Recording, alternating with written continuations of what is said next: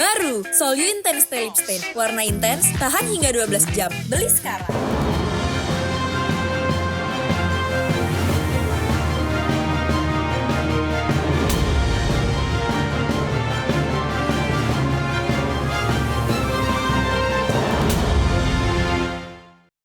Ya, halo pemirsa, apa kabar Anda hari ini? Langsung dari studio IDX Channel Jakarta, saya Prasetyo Wibowo kembali hadir dalam Market Review, program yang mengupas isu-isu yang menjadi penggerak ekonomi di Indonesia. Dan kali ini kita akan mencermati terkait dengan pergerakan nilai tukar rupiah yang kita ketahui bersama dalam beberapa hari terakhir ini cenderung mengalami tekanan terhadap dolar Amerika. Seperti apa pelemahannya? Langsung saja kita mulai Market Review selengkapnya.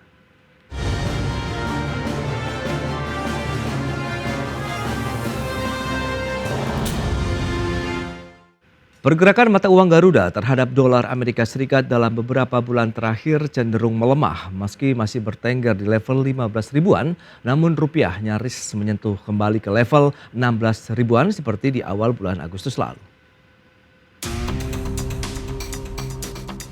Data Jakarta Interbank Spot Dollar Rate atau JISDOR Bank Indonesia mencatat pergerakan nilai tukar rupiah terhadap mata uang dolar Amerika Serikat cenderung mengalami pelemahan. Mata uang Garuda pada tanggal 3 Desember 2024 tercatat berada di level Rp15.950 per dolar Amerika Serikat, nyaris menyentuh level 16.000 per dolar Amerika. Mata uang Garuda sempat bertahan di level 16 ribuan per dolar Amerika Serikat dari pertengahan bulan April hingga awal Agustus 2024. Rupiah kembali mengalami penguatan dan meninggalkan level 16 ribuan atau tepatnya di 15.952 per dolar Amerika Serikat pada tanggal 8 Agustus 2024. Konflik geopolitik di kawasan Timur Tengah yang semakin meluas dan perang antara Rusia dan Ukraina yang berkepanjangan dinilai menjadi salah satu penyebab terganggunya aktivitas perekonomian global termasuk Indonesia. Kondisi ini pun mendorong penguatan dolar Amerika terhadap sejumlah mata uang utama dunia lainnya sebab dolar Amerika telah menjadi safe haven. Di sisi lain, terpilihnya Donald Trump menjadi Presiden Amerika Serikat yang memiliki arah kebijakan bersifat inward looking atau berorientasi ke dalam negeri untuk melindungi ekonomi negeri Paman Sam, juga mendorong dolar Amerika semakin perkasa. Belum lagi ditambah dengan kebijakan perang dagang berupa penerapan tambahan tarif impor bagi produk dari China, Kanada, dan Meksiko dinilai akan semakin menghangatkan tensi perekonomian global. Dari Jakarta, Tim Liputan, IDX Channel. Ya, pemirsa, untuk membahas tema kita kali ini, waspadai dampak pelemahan nilai tukar rupiah, kita sudah tersambung melalui Zoom bersama dengan Mas Bahrul Fikri. Beliau adalah peneliti Selius. Halo Mas Fikri, apa kabar? Apa kabar? Halo. Ya, salam sehat Mas. Sehat, baik Mas. Baik, terima kasih dan sudah bergabung juga ini Pak Toto Dirgantoro, Sekjen Gabungan Perusahaan Ekspor Indonesia. Halo Pak Toto, apa kabar? Kabar baik Pak Prasetyo, apa kabar? Kabar baik juga Pak, terima kasih atas waktu yang disempatkan. Dan sebelum kita membahas lebih jauh, kita akan mereview terlebih dahulu nih terkait dengan data JISDOR Bank Indonesia yang kemarin juga menunjukkan rupiah terus melemah terhadap dolar Amerika Serikat dalam sepekan terakhir dan bertengger di 15.950 per dolar Amerika. Pandangan dari GPI sendiri terkait dengan pelemahan nilai tukar rupiah saat ini seperti apa nih Pak Toto? Ya. Sebetulnya kalau kita berusaha berharap itu dolar bisa stabil lah, tidak terlalu fluktuasi dan lain sebagainya. Tapi ini memang situasi dunia. Hanya bagi eksportir, memang ada beberapa yang menikmati melemahnya rupiah, terutama yang ekspornya komponennya bahan bakunya dalam negeri, seperti wood dan lain sebagainya.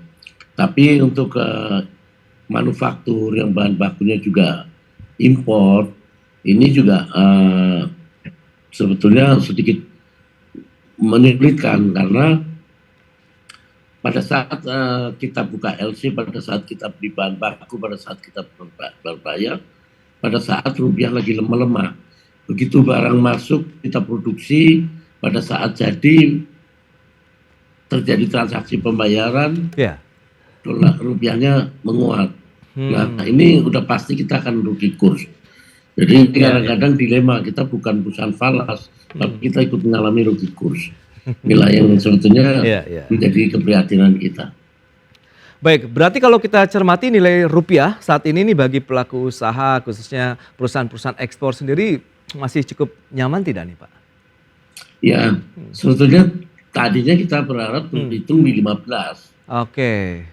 Ya, 15 naik turun sedikit karena kita udah biasa di situ, tapi tiba-tiba kan terus melemah gitu.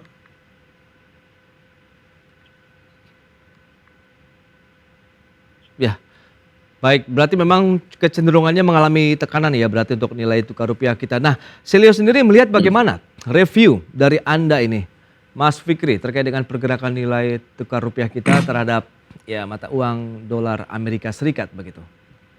Iya, sebetulnya memang betul ya, nilai tukar itu dapat menjadi tolak ukur bagi kesehatan keuangan suatu negara.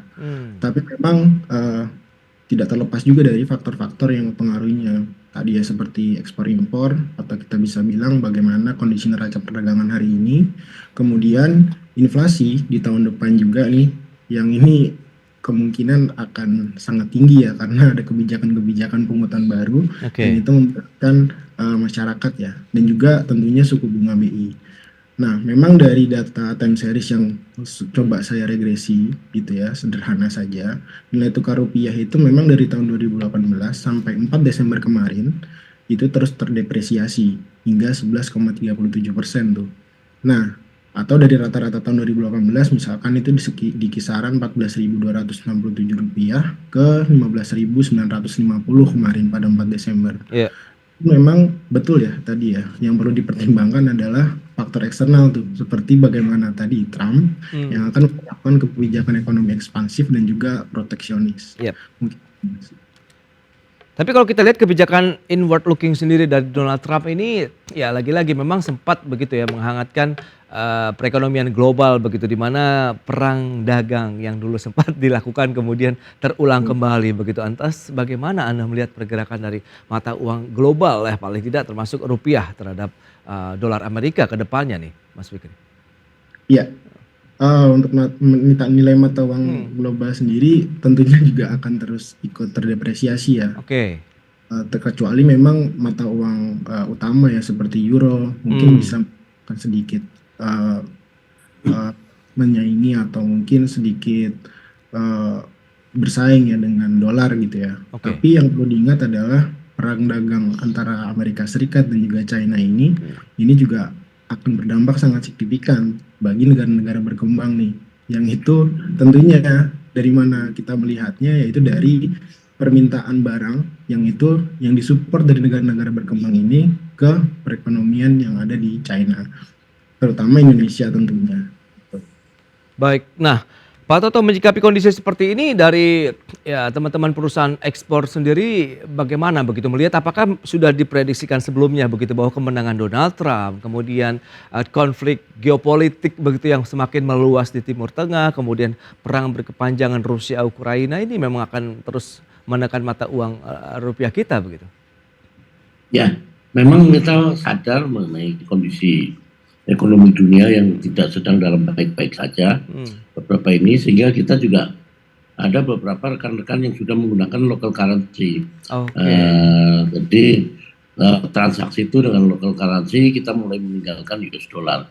Nah ini juga sebenarnya kita himbau kepada teman-teman yang lain, kita harus berani melakukan itu sehingga kita tidak terpaku karena uang-uang yang lain tidak begitu terdepresi. Singapura dolar aja masih bisa bertahan gitu. Jadi ini yang menjadi pertimbangan kita. Baik, tapi dengan negara mana saja kalau misalnya memang ada kebijakan ya tadi lokal currency begitu ya terkait dengan bagaimana kita melakukan eksportasi, tapi tahan dulu jawabannya Pak Toto, kita akan jeda dulu sebentar, kita akan bahas nanti di segmen berikutnya dan pemirsa tetaplah bersama kami.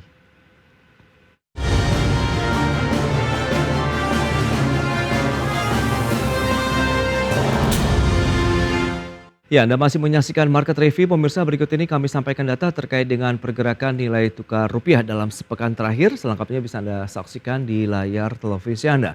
Baik, kita lihat di tanggal 19 November di 15.816 rupiah per dolar Amerika, sempat melonjak sampai dengan 15.942 pada tanggal 21 November, kemudian turun lagi ke 15.864 rupiah di tanggal 25 November, kemudian naik kembali dan sempat mengalami turun, kemudian menguat lagi hingga 3 Desember kemarin di 15.950 per dolar Amerika. Nyaris 16.000 lagi begitu untuk rupiah kita.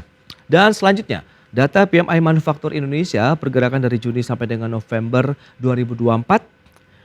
Ya, sempat memang di level ekspansi 50,7 di bulan Juni, namun ya trennya cenderung turun, dalam artian kita sudah berada di level kontraksi begitu untuk PMI Manufaktur Indonesia dari bulan Juli, Agustus, September, Oktober sampai dengan November, meskipun ada kenaikan tipis dibandingkan dengan Oktober di 49,6.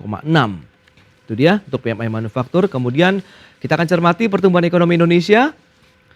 Dari kuartal ketiga tahun 2023 4,94%, kemudian naik terus sampai dengan kuartal 1 tahun ini 5,11%, masih bertahan di 5,05% pada kuartal kedua tahun ini, namun turun sudah meninggalkan 5%, tepatnya di 4,95% pada kuartal 3 tahun 2024. Baik, kita akan bahas data ini tentunya dengan narasumber kita, ada Pak Toto Dirgantoro, Sekjen GPI, dan juga Mas Bahrul Fikri, peneliti Selios. Ya, baik, kita akan bahas kembali ini Pak Toto, kalau kita cermati dengan beberapa data tadi yang sudah disampaikan, kalau memang ada beberapa hal terkait dengan tadi upaya-upaya melakukan transaksi dengan local currency, dan sebenarnya ini sudah berlangsung sejak kapan, kemudian dengan negara-negara mana saja dari penerapan skema local currency ini dilakukan Pak Toto? Ya, sebetulnya mulai di akhir-akhir tahun lalu sudah mulai kita masuk di local currency, terutama dengan beberapa dengan China, dan beberapa negara ASEAN lainnya. Kita sudah menggunakan local currency. Ini sebetulnya kita himbau untuk semua bisa menggunakan local currency, sehingga ini tidak akan membebani depresi buat kita. Kalau kita lihat tadi indeks dolar kan fluktuatif sekali. Nah, di sini yang kita repotkan adalah khususnya manufaktur. Nah, karena semua harga kita jual juga udah fix. Nah, ini menyangkut bahan baku dan lain sebagainya. Begitu juga sebetulnya untuk yang komponen dalam negeri, kita sudah berhitung pada saat itu di dolar sekian. Pada saat menguat betul kita mendapatkan kelebihan. Tapi pada saat turun, kita juga mendapatkan tekanan. Nah, ini memang yang kita harapkan adalah bagaimana untuk pemerintah bisa membuat rupiah ini fundamental gitu loh. Paling nggak stabil. Ini yang kita harapkan. Kalau pertumbuhan kita melihat kita menurun, kita juga tahu saat ini semua industri kita banyak mengalami masalah, khususnya tekstil dan produk tekstil, banyak yang tumbang, dan ini memang bukan hanya dipengaruhi oleh situasi pasar dunia, tapi juga membanjirnya produk di dalam negeri, kurang atensinya pemerintah terhadap pengawasan dan lain sebagainya. Dan ini juga jujur saya katakan bahwa sebetulnya masih bisa bertahan pun ini bukan serta-merta peran pemerintah. Bisa bertahan adalah karena pengusaha berusaha untuk bertahan, sehingga pertumbuhan ekonomi itu terjadi. Karena kita tahu bahwa kita sebagai eksportir juga mengalami kendala, terutama di biaya logistik. Bahan baku masuk sudah kena logistik tinggi, selesai diproduksi di gudang mau keluar juga kena logistik tinggi.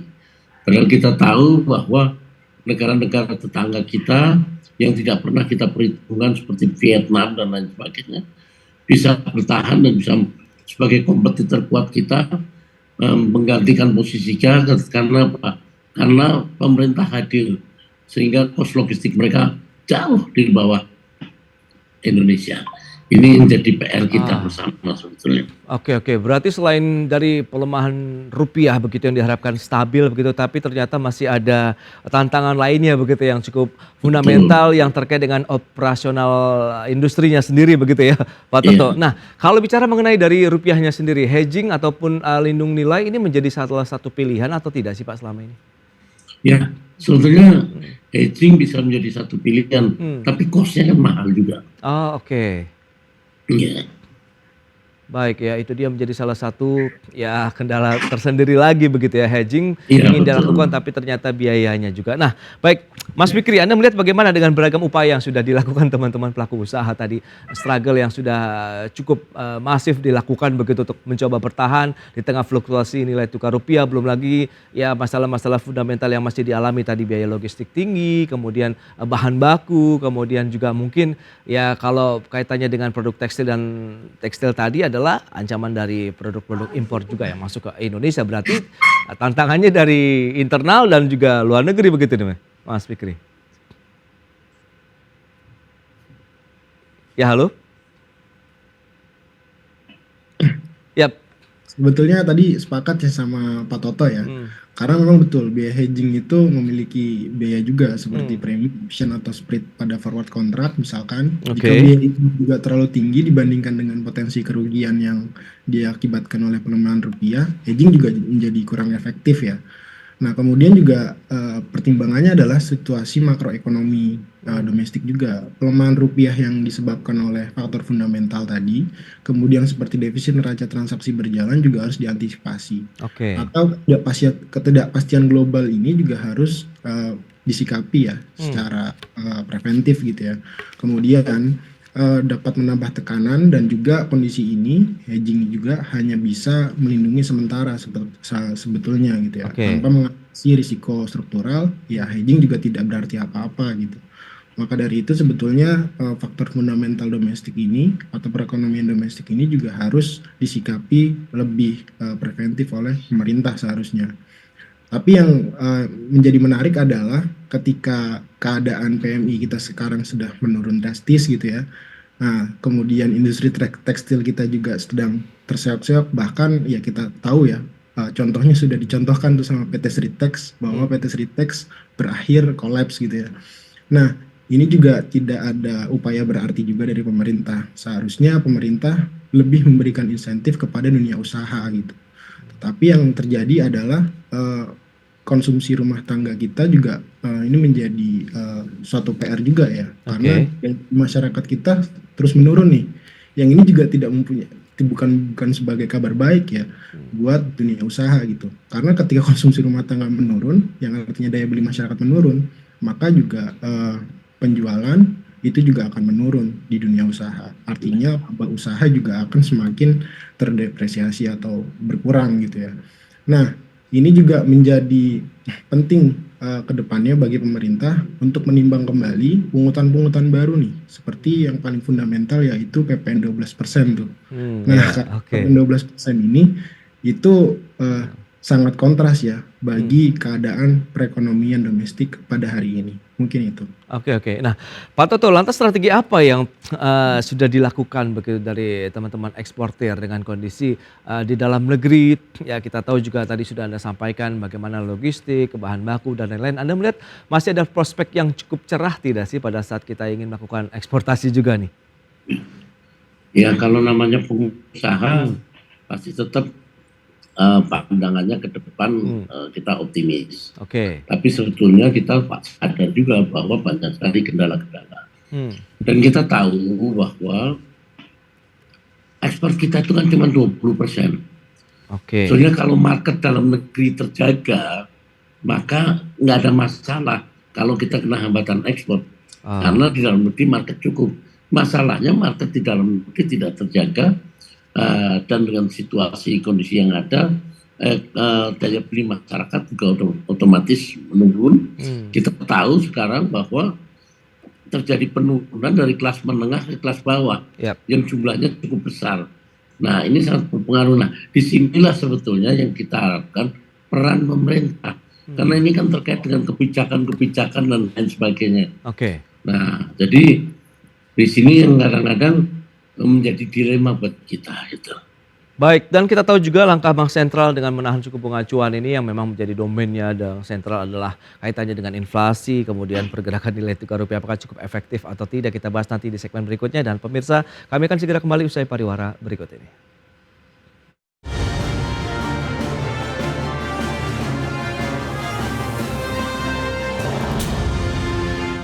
Terima kasih Anda masih bergabung bersama kami dalam Market Review. Pemirsa, kita lanjutkan kembali perbincangan bersama dengan Bapak Toto Dirgantoro, Sekjen GPI, kemudian juga Mas Bahrul Fikri, peneliti Selios. Baik, nah Mas Fikri, kalau kita cermati dengan pergerakan nilai tukar rupiah sendiri, ya Bank Sentral, Bank Indonesia akhirnya tetap mempertahankan suku bunga acuan kita begitu di level 6%. Anda melihat ini sebagai upaya begitu dari sisi moneter kita untuk bisa menjaga pergerakan nilai tukar rupiah untuk tetap di jalur yang sesuai harapan banyak pihak, dalam artian stabil di sana. Ya, untuk BI Rate sendiri sebetulnya dilematis ya. Mau menaikkan ini berbahaya, mau menurunkan berbahaya juga gitu ya. Karena begini, biasanya memang pelemahan rupiah ini akan direspons dengan naiknya suku bunga utang agar investor tetap tertarik membeli surat berharga negara gitu ya atau SBN. Tetapi yang menjadi dilema adalah bunga yang terlalu mahal itu kemudian menyebabkan konsekuensi ruang fiskal yang menyempit hingga crowding out effect gitu ya ke sektor real. Nah, dalam hal ini juga investor dan deposan akan lebih tertarik tentunya membeli SBN misalnya dibandingkan berinvestasi ke instrumen bank dan juga mengganggu penyaluran kredit ke dunia usaha. Gitu. Baik, nah Pak Toto, kalau dari pelaku usaha khususnya eksportir, nah kira-kira insentif apa sih yang sebenarnya diinginkan selain tadi dari sisi moneter sudah ditahan suku bunga acuan. Kemudian Anda melihat bagaimana dengan kebijakan lainnya misalnya fiskalkah atau Anda lebih melihat bagaimana bentuk kehadiran pemerintah untuk membuka lagi banyak celah kita untuk melakukan kerjasama dengan negara-negara yang akan kita tuju untuk produk-produk ekspor Indonesia? Ya, sebetulnya banyak faktor, terutama yang di depan mata, seperti tadi disampaikan Pak Fikri, Januari ini PPN jadi 12%. Ini sebenarnya sangat pengaruh sekali. Jadi kita nggak tahu ada di keberpihakan mana pemerintah dalam situasi ekonomi yang demikian, industri yang demikian. Kita menghadapi juga persaingan yang luar biasa, lalu situasi ekonomi dunia yang memang tidak sedang baik-baik saja. Kalau seperti Trump begitu menang mencanangkan perbaikan ke dalam negeri, nah kita apa nih? Saya tadinya berharap bahwa PPN juga akan kembali 10%. Wow. Ya, bukan 12% dengan pemerintahan yang baru. Terus mengenai sektor logistik juga diperbaiki. Karena ini juga ada satu hal yang ironis. Bahwa pelabuhan itu pintu gerbang ekonomi kita. Betul. Nah, tapi pelabuhan jadi dengan Undang-Undang 17 pelayaran itu pelabuhan jadi operator dan monopoli. Lalu oleh Menteri BUMN ditarget profit oriented. Ya, habislah kita semua. Nah, mestinya kita melihat bagaimana Thailand, bagaimana Vietnam. Saya udah datang ke sana ngelihat semua itu pemerintah memang turun care semua. Sehingga cost logistik mereka jauh di bawah cost logistik kita. Nah ini kalau kita mau bicara pertumbuhan industri kita yang pastinya juga akan menyangkut pertumbuhan ekonomi kita. Nah inilah beberapa hal yang menjadi sebetulnya harapan kita. Nah, begitu juga dengan kondisi trade finansial. Kita jujur, kenapa kita banyak industri kita yang juga pinjam duit ke Singapura segala. Karena memang bunganya jauh lebih murah. Jadi kita di dalam negeri ini udah kepukul banyak hal gitu. Nah ini kondisi-kondisi yang ada. Nah jadi itulah sebetulnya yang kita harapkan bahwa untuk kita tumbuh, pemerintah harus melakukan beberapa hal. Gitu. Baik. Oke, itu dia harapannya ya. Berarti dari sisi moneter, fiskal pun juga menjadi bentuk kehadiran pemerintah ya terhadap dunia usaha. Baik, Mas Vicky, terakhir Anda melihat bagaimana dengan tren pergerakan rupiah mengingat asumsi dasar ekonomi makro APBN di tahun depan saja sudah mematok nilai tukar rupiah kita di 16 ribuan nih per dolar Amerika atau tepatnya di 16 ribu begitu. Anda melihat bagaimana? Apakah memang sudah mengarah ke sana begitu pergerakan rupiah kita? Ya memang jika dikalkulasi dengan baik tentu tidak ya. kita tahu perekonomian domestik juga sedang tidak baik-baik saja tadi. Oke. Daya beli masyarakat yang semakin terpuruk. Nah, apalagi banyak kebijakan pungutan baru. Jadi bukan yang mengancam di tahun depan ini bagi masyarakat ya, baik yang terutama kelas menengah ke bawah itu bukan hanya PPN 12%, tetapi juga nanti ada iuran BPJS juga tuh, kemudian Oke. ada subsidi BBM, kemudian ada tapera dan banyak hal lagi gitu ya. Nah, kemudian hal ini justru semakin menekan penerimaan pajak negara tentunya. Nah, sementara beban fiskal kita semakin berat karena tahun depan ya kita tahu bersama bahwa kita harus membayar beban utang jatuh tempo itu plus bunga Ya. itu besar 1.350 triliun tuh. Wow, oke. Nah, semakin menguatnya dolar terhadap rupiah ini tentunya akan semakin tinggi juga beban utang dari Betul. kerugian selisih kurs Ya, ya. yang akan ditanggung. Nah, pada akhirnya defisit anggaran akan semakin melebar, bahkan jika tren ini berlanjut, defisit APBN 2025 kita itu yang tadinya dipatok sekitar 600 triliun, mungkin bisa menembus lebih dari 600 triliun dan semakin mendekati ambang batas 3% terhadap produk domestik bruto. Iya, iya. Oke, berarti itu ya memang yang perlu diwaspadai bahwa tren pergerakan rupiah ternyata tekanan juga masih tetap terbuka begitu, tetap ada ya di tahun 2025. Tinggal kita lihat bagaimana nanti ya lagi-lagi strategi langkah mitigasi yang akan ditempuh oleh pemerintah untuk menjaga stabilitas dari nilai tukar rupiah sehingga menguntungkan juga bagi dunia usaha, kemudian juga pemerintah sendiri ya terkait dengan ketersediaan dana APBN-nya. Baik, Pak Toto, terima kasih banyak ini atas waktu sharing yang sudah Anda sampaikan. Sayang sekali waktunya terbatas, Mas Fikri. Terima kasih juga atas analisis Sama-sama, yang Pak sudah Prasetyo. diberikan ya. Selamat melanjutkan aktivitas Anda kembali. Salam sehat dan sampai berjumpa kembali. Terima kasih, Pak Toto, Mas Terima Fikri. kasih. Ya.